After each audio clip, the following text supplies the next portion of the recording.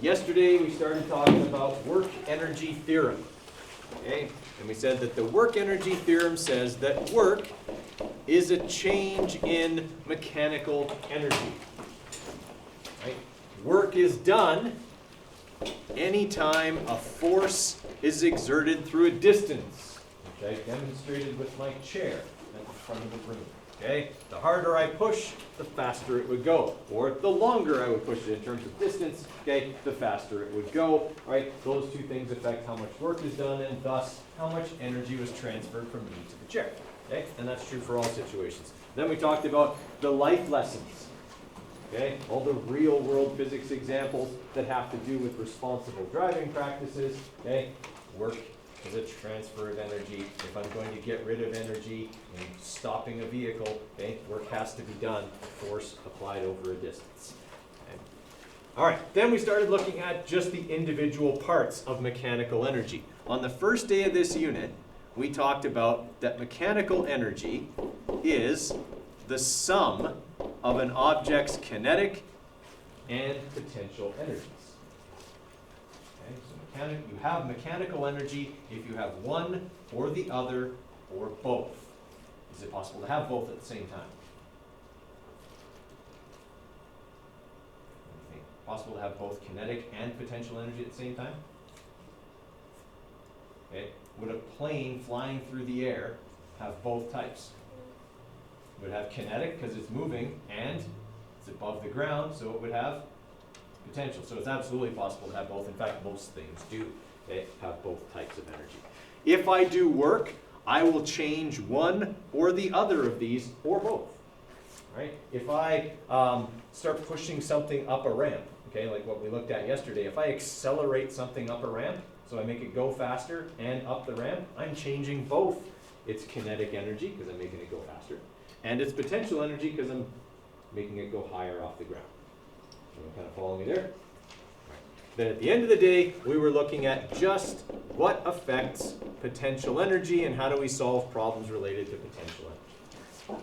And we ended off with potential energy is mass times acceleration due to gravity times height. So those three things can affect how much gravitational potential energy an object can have. Okay? Something really heavy would have more potential energy than something really light. Right? Something on Earth would have more potential energy than something on the moon if they were the same mass and the same height. Okay? And obviously, the farther something falls, the more potential energy it could possibly have. Okay? All right, so for this particular question here, we have a 55 kilogram diver standing on a diving platform, and they have a gravitational potential energy of 5.4 times 10 to the 3 joules. So that written out in real numbers looks like this, 5,400 joules.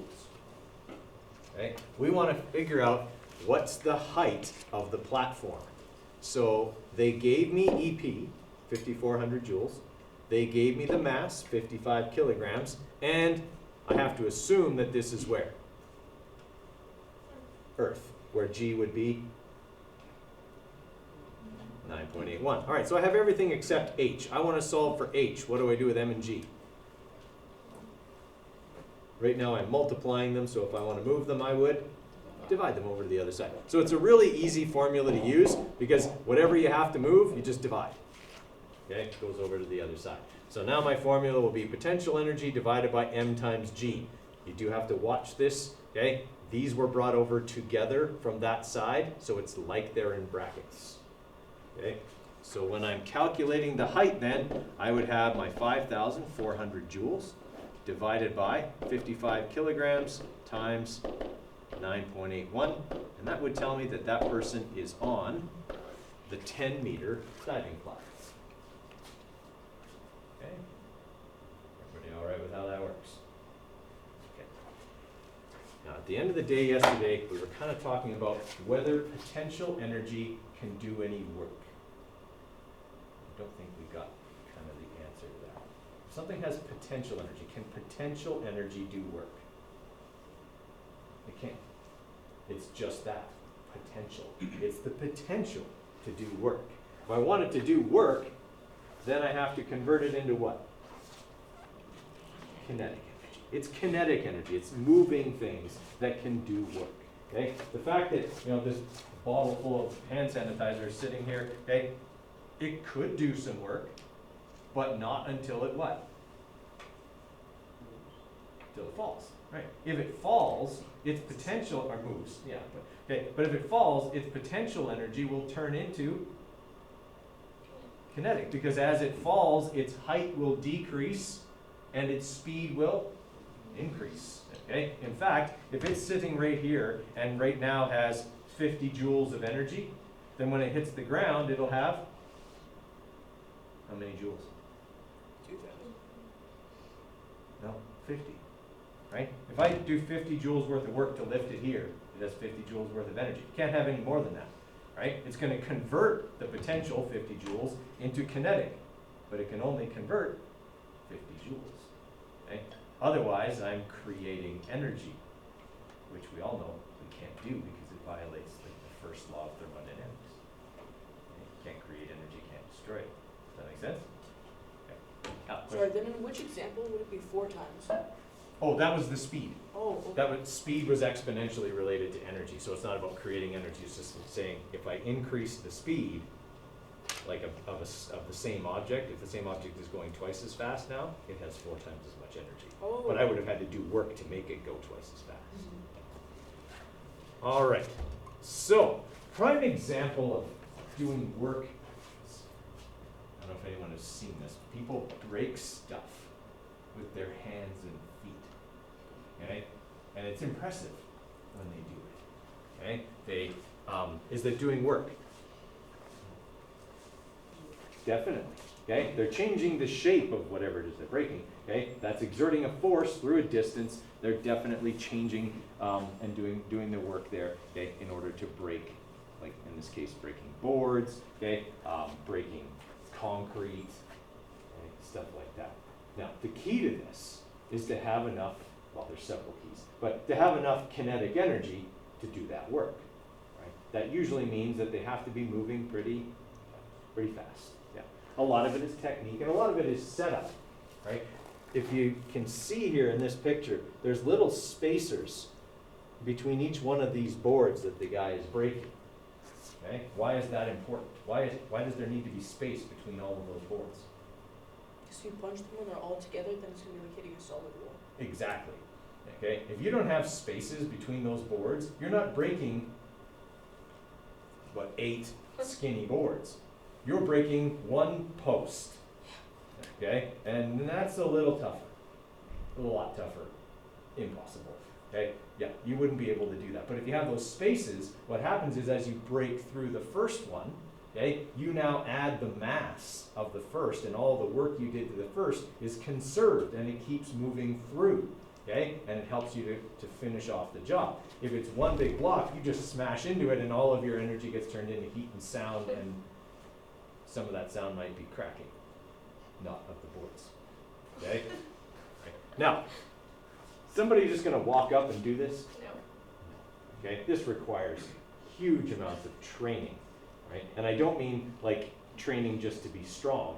I mean actually training your bones to be able to do this. Okay, if me as an old person walked up and tried to do this, okay, my bones are brittle because I'm old, and if I tried that, I would just snap my arm. Okay, probably like a compound fracture. It would just like hang there, and be gross. Okay. But if you do this all the time, not obviously on this much, but you're hitting stuff all the time, even if it's just like a heavy punching bag, okay, you cause little micro fractures in the bones, okay, and then the bones heal back stronger and more dense, okay. It's all about bone density to be able to pull this off. Someone who's constantly, working out, hitting a heavy bag, stuff like that, they cause those microfractures, their bones get more and more dense, stronger and stronger, and they're able to pull something like this off. It's actually why they tell elderly people who have osteoporosis, okay, like the weakening of the bones, they tell always go for walks, do really light but weight-bearing exercises, take the little tiny dumbbells and just do stuff with them, because that will cause little microfractures that will heal and make your bones stronger. If you don't do that, the bones just get more and more brittle, then you fall down and break your hip, and that's a major surgery, okay, and can be, in some cases for elderly people, a life-threatening injury. Okay, so for somebody like this is just making my bones really strong so I can pull this off. All right, now, it's not just fun to talk. Okay, so kinetic energy can do work, okay? I mean, that guy's elbow was moving pretty fast, okay? But he also used a lot of force. He used his whole body to get into that. And again, key thing, spaces, okay? Between every single sidewalk block. Had they just been piled straight on top of each other, it would have been breaking one 5-foot tall piece of concrete, okay? Which you are not doing, okay? All right, so potential energy in an object gets released. It gets converted into kinetic energy. Object will begin to move. Moving objects obviously can do work. Okay, falling hammer drives nail into wood. Okay, molecules in hot steam can turn turbines. Wind. Okay, can wind do work? Yes. Anyone see the footage from earlier this week? Okay, like down by between like Staveley and Fort McLeod, down Lethbridge, Pincher Creek area. Okay, they had winds sustained of 140 kilometers per hour.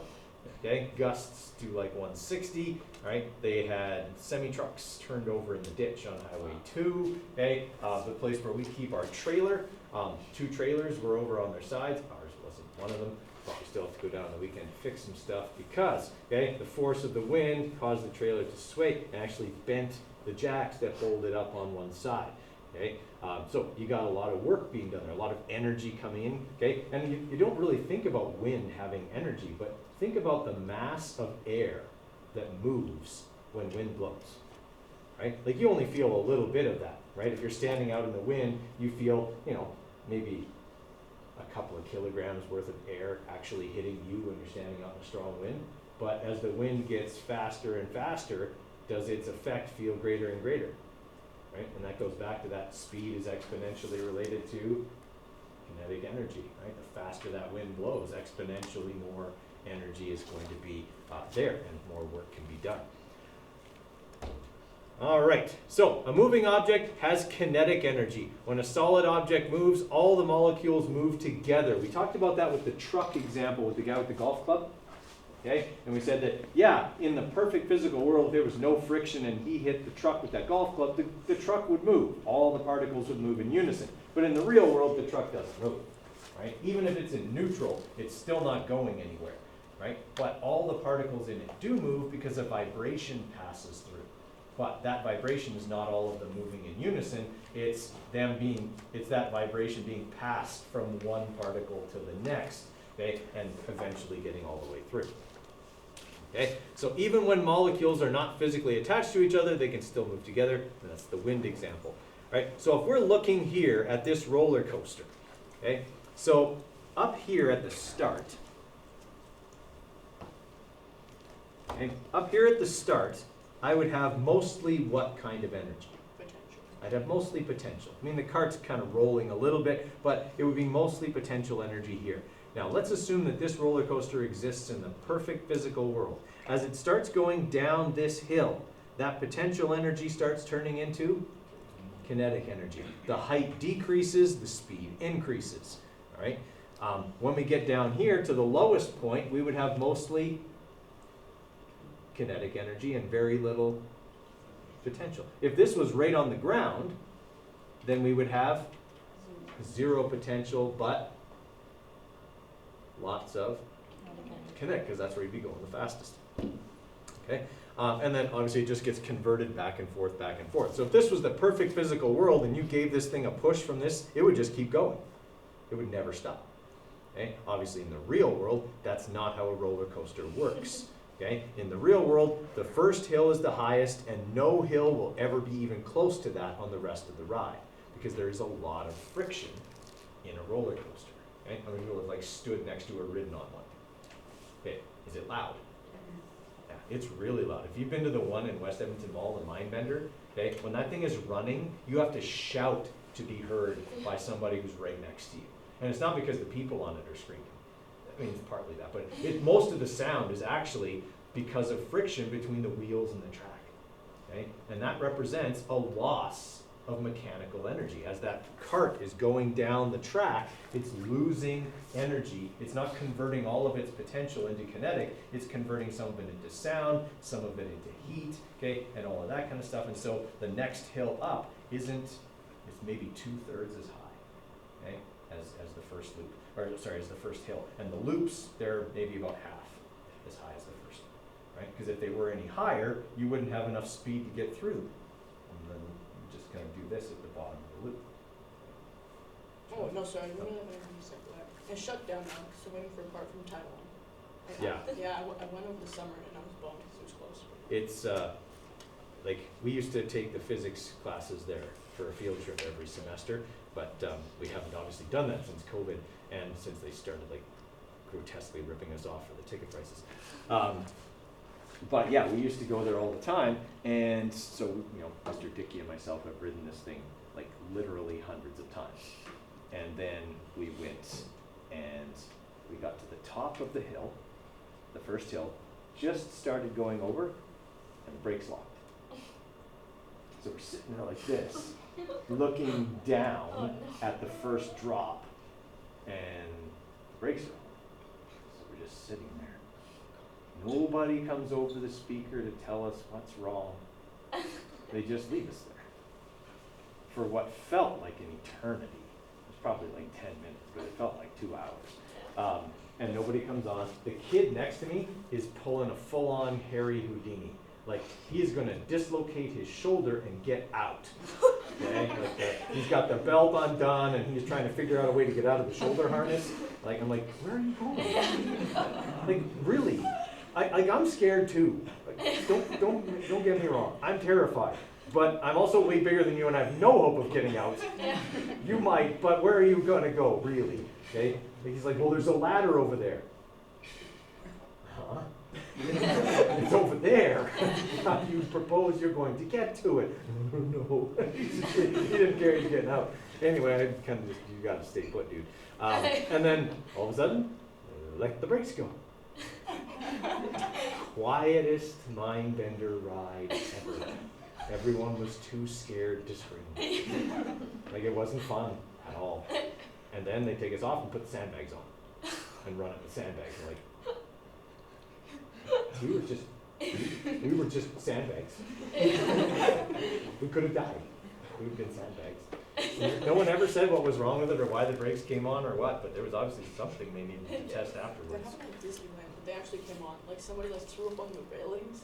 Oh, So- yeah. But it's like the one where they like stop you, then bring you backwards. So we were about to go backwards and we just like stopped. Yeah, so we were just like stuck there for 15 minutes. But at least they told you. Yeah, Yeah. And it was just that somebody had thrown up. yeah. It wasn't something mechanical that could result in the ride disengaging from the track. Yeah. But yeah, no, the puke happens all the time. That's Yeah. fun. Yeah. Oh god. Yeah. And everyone like, can I go shopping and covered? It's happened. And it's okay, is that making sense? The energy conversions that go on? All right. So the mechanical kinetic energy, okay, that's this formula. We looked at it the other day, okay, when we were talking about braking distance. Kinetic energy is 1/2 times the mass times the speed squared, okay?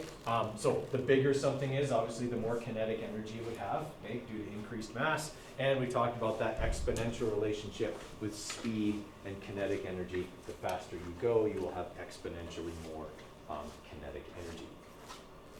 Right? So again, energy is always in joules, mass is always in kilograms in physics, okay? And the speed is always going to be in meters per second.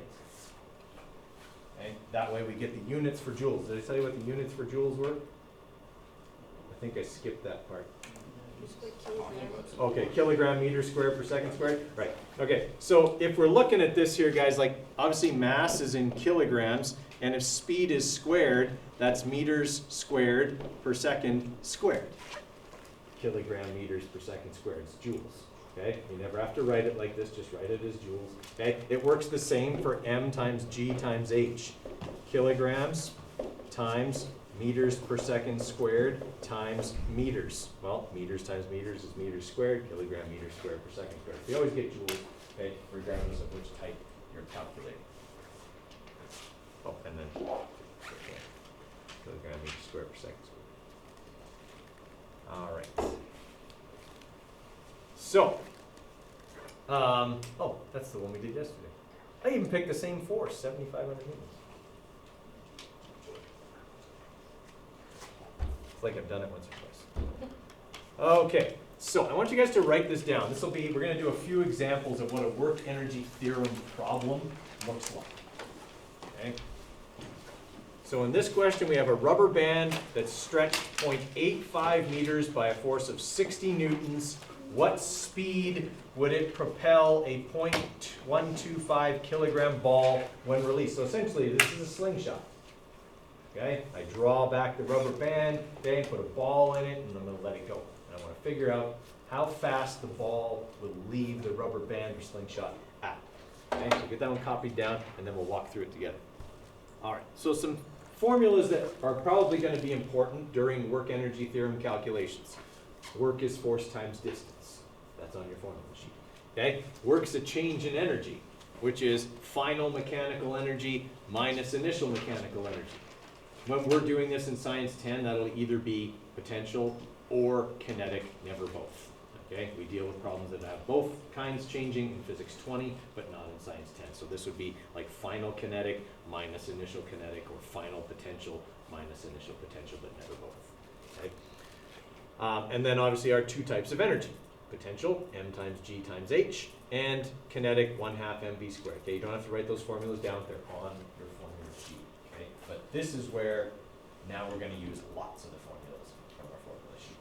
Okay? So let's figure out what this question gives us first. So a rubber band is stretched 0.85 meters. What would that be? What does meters usually measure? Distance. Yep. By a force of 60 newtons. Force. Yeah. Newtons, by the way, are the units for force. Okay, named after Sir Isaac Newton.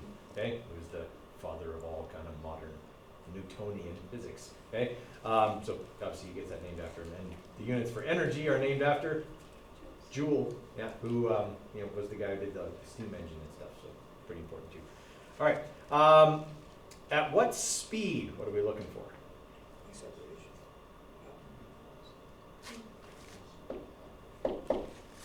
We're looking for speed, right? Then that would be the final speed, right? What speed will it propel it at? Okay. And they also give us something in kilograms, which would be mass. Okay. 0.125 kilograms. All right. With work energy theorem questions, looking at your givens is not going to get you your formula. Okay? It has for all the other stuff that we've done, mole equation, acceleration, v equals d over t. You could look at that and know what you had to do.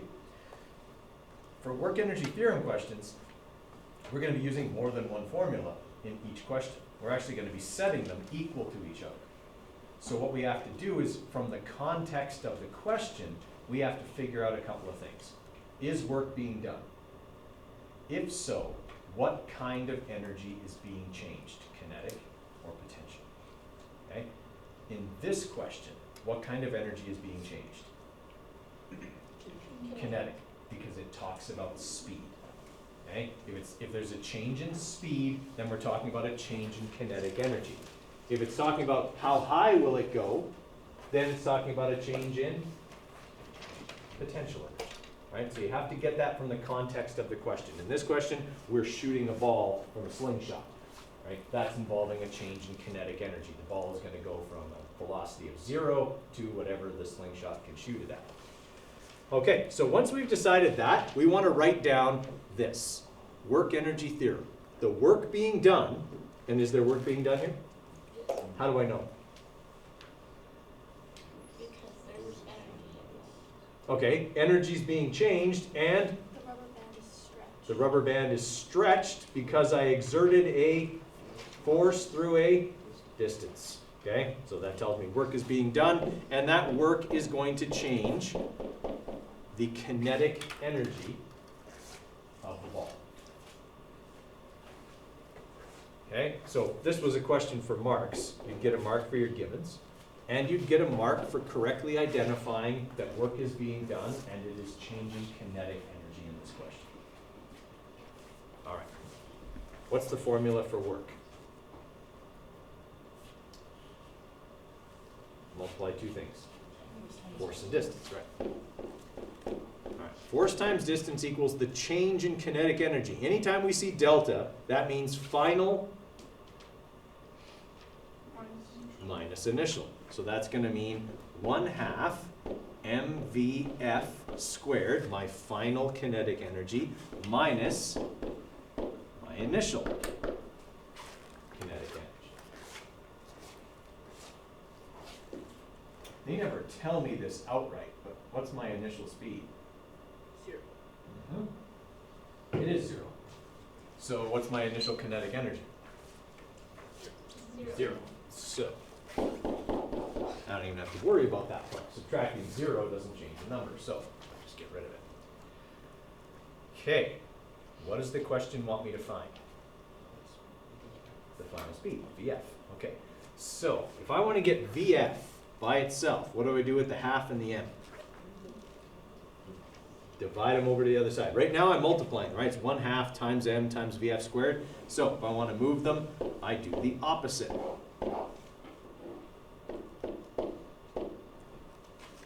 Okay, that gets VF squared. What do I want? Just regular VF. So what do I have to do? Right.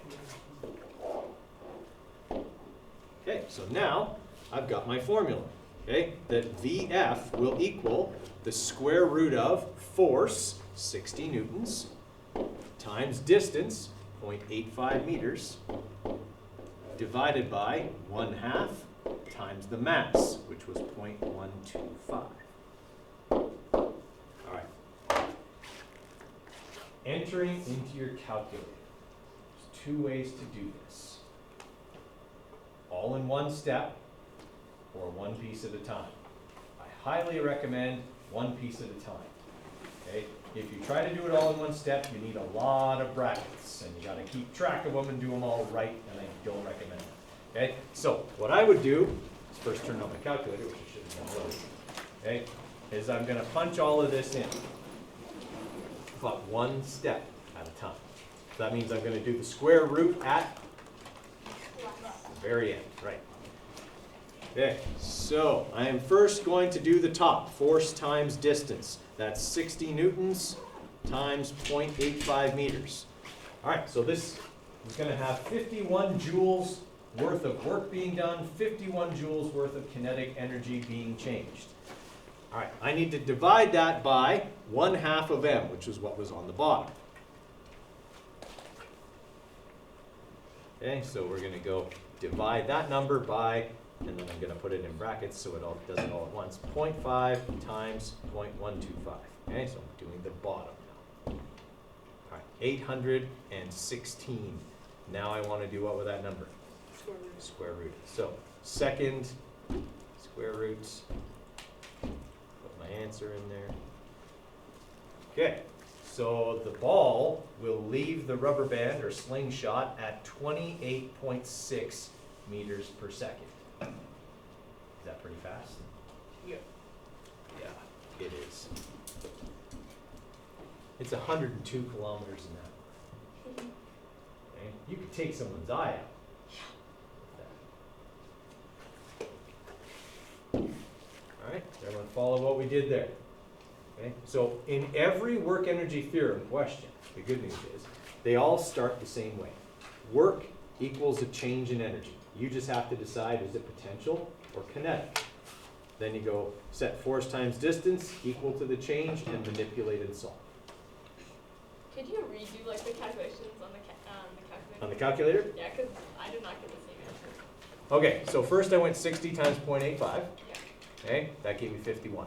Then I divided 51 by this, which I bracketed because according to the way I moved it, it came over together, right? And then I took that 816 and square rooted it. And that got me my 28.6. Yeah? I mean, if I did it all at once, it would look like this. Bracket, bracket. 60 times 0.85 and bracket divided by 0.5 times bracket. 0.5 times 0.125 bracket, bracket. Oh, I messed that up. That's supposed to be 0.85 and I hit 0.82, which is why I got a slightly different answer. That's the other problem. If you make a mistake in the all-in-one step, you get to do all of that step over again, okay, instead of just one step. Okay, any other questions on that first one? Where would the rest of the marks be? Okay, where would the rest of the marks be? Good question. So you'd have that, you'd have a mark for going force times distance equals 1/2 mv squared. You'd get a mark for your manipulation, a mark for plugging in numbers, sometimes, sometimes not, and then one mark for your final answer, which was 28.6. Okay, so it'd be either out of 5 or 6.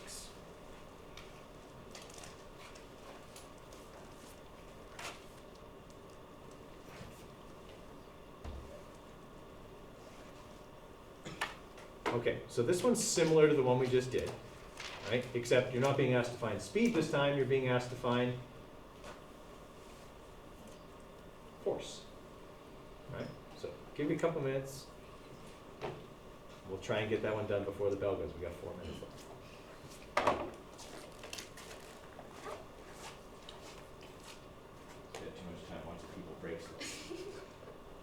Time well spent.